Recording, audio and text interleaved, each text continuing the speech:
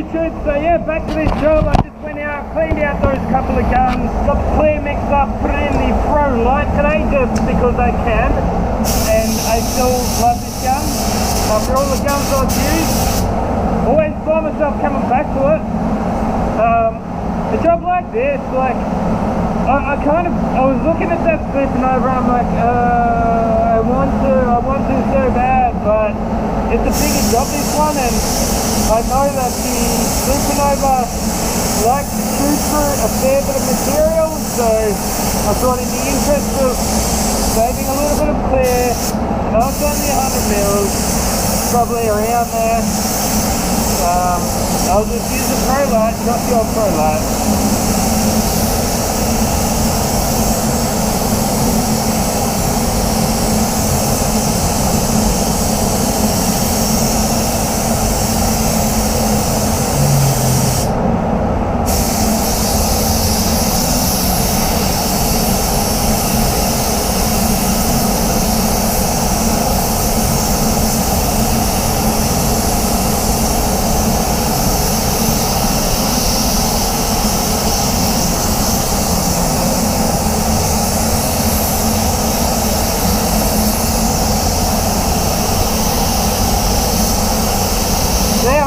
More pack ragging these days before I clear, and it has been making a difference. I'll let you guys in on a secret. I know it makes me sound dodgy, but you know what? We are so flat out in this shop that we just don't have time.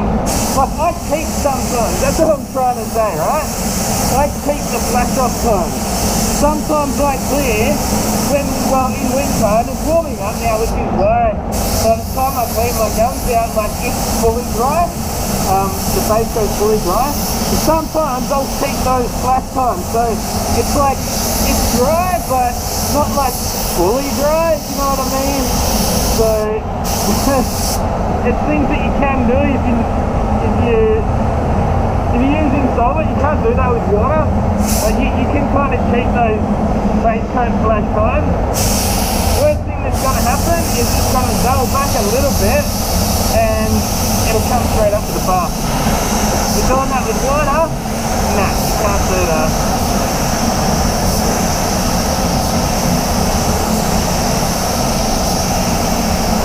Yeah, that's right. That's why you're the number one gun. Anyway, now last job I sprayed was with FLG5, and hey, it was great, man. Like, it was really cool to use a $200 gun and get a nice finish with it. But you do just that step above, you know? Oh, that's right. What are you doing, man? I was going to do that bonnet, man. Now all these oversprays landing on the bonnet. Should be right, mate.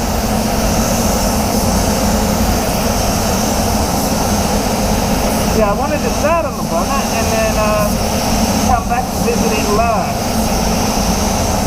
That's right, we get this coat on through the bars and we still will come back to this bar. Oh, well, I can see that coloured ink blend out quite nice. I can't see the blend now.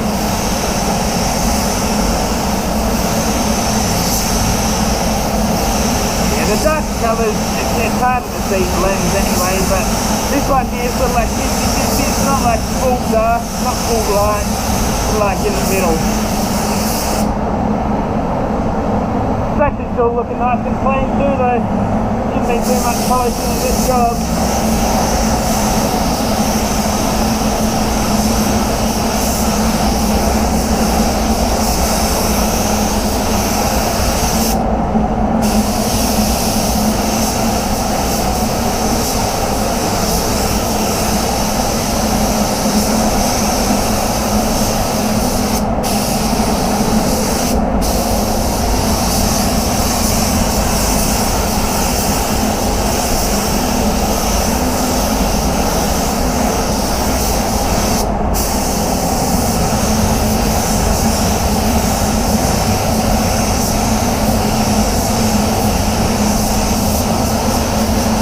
So with plastic parts like this, I'll just mainly like first coat, just focus on the faces. Like, I don't worry about all these edges on my first coat. Just one coat over there is usually enough.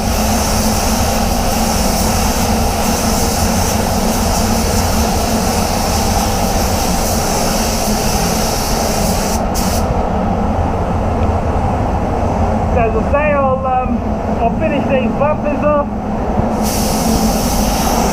Minimal flash off time, the big part is this brass hardener still. It's sort of like, nearly like a bit of a tack and wax. You're not really meant to do it with this, but you can.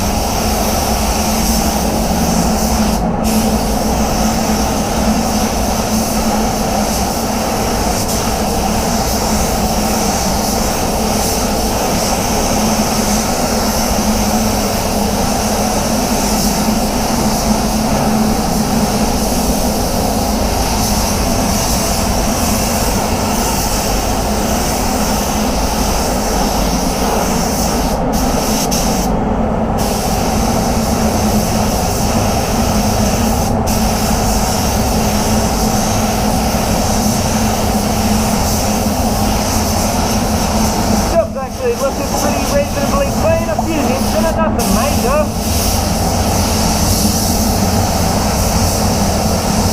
All I've been doing these days when I day nib, I just get my tungsten and back, and bust the tungsten mark out, mate, and it's fine.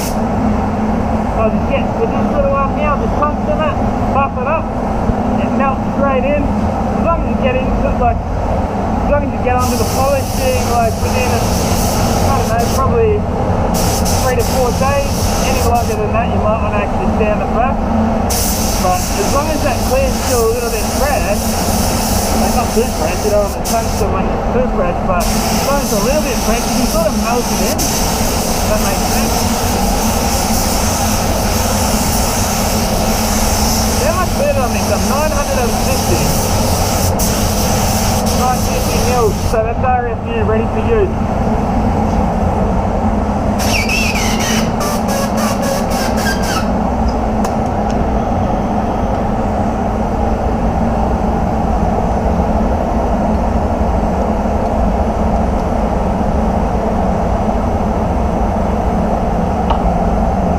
So for those of you who are not familiar, ready to use is after everything's together. So clear, harden, everything, ready to use was 950 mils.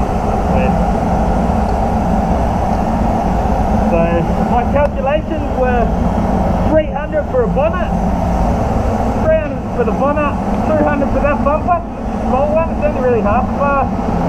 So 3, 2, 1, 130, you know, thereabout. That one is actually looking really nice. That's going to come up clean after this second coat. It's going to come up really nice.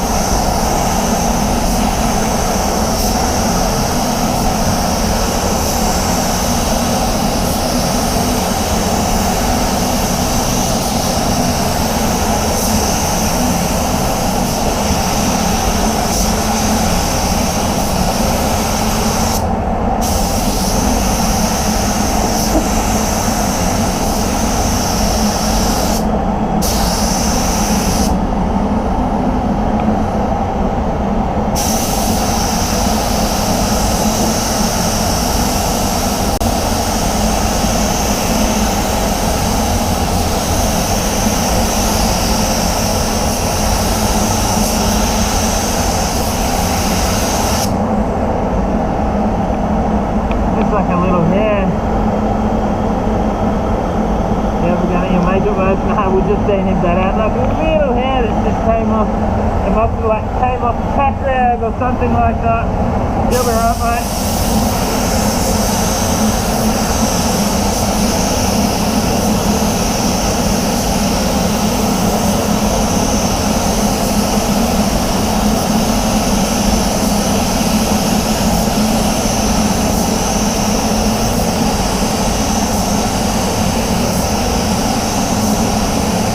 So still getting a nice atomization with that TE20, but not going through airloads of clear.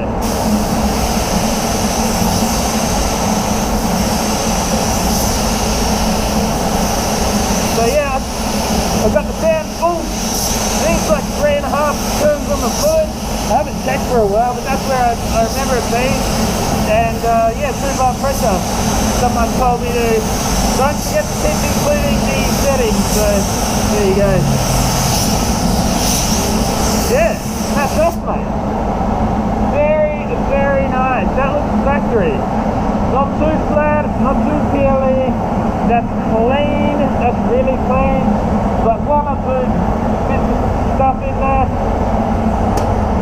I'm actually quite impressed with that job.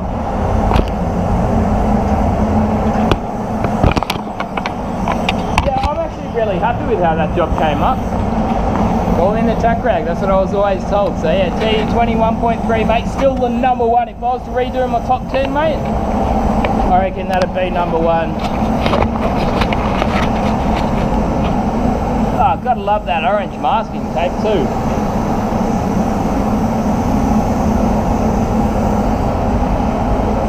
That's not going to take too long at all to polish, man. That'll take me, I reckon, half the hour. That job will be polished. Wash it up, out the door, mate. On to the next one.